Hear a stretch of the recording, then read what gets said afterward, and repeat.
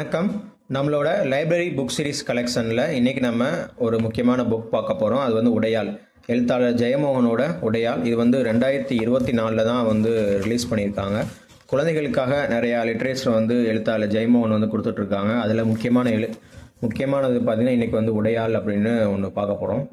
உடையாள் வந்து என்னென்னா சயின்ஸ், குழந்தைகளுக்கு வந்து அறிவியல் கல்வியை பற்றி மோட்டிவேட் பண்ணுறதுக்கும் அதை பற்றி நிறையா தெரிஞ்சுக்கிறதுக்காக அதுதான் மெயினாக வந்து இந்த குறுநாவலை வந்து படைச்சிருக்காங்க. இது ஓரளவு அறிவியல் கல்வியும் அறிவியல் கொள்கைகளை அறிந்து கொள்வதில் ஆர்வம் கொண்ட குழந்தைகளுக்கான ஒரு புனைக்கதை.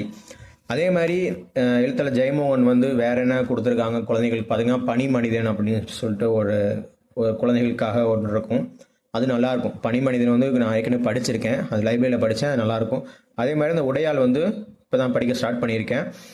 நம்ம லைப்ரரி கனெக்ட்ஸில் இது ஒரு முக்கியமான புக்காக இருக்குது. அதே மாதிரி நான் வேறு என்னென்ன நாவல்கள் அவளோட படிச்சிருக்கேன்னு பார்த்தீங்கன்னா, இன்று பெற்றவைன்னு இருக்குது, அருகுகளின் பாதை, காடு, ரப்பர், உலோகம், அப்புறம் வந்து அறம், அது மாதிரி நிறையா இது படிச்சிருக்கேன்.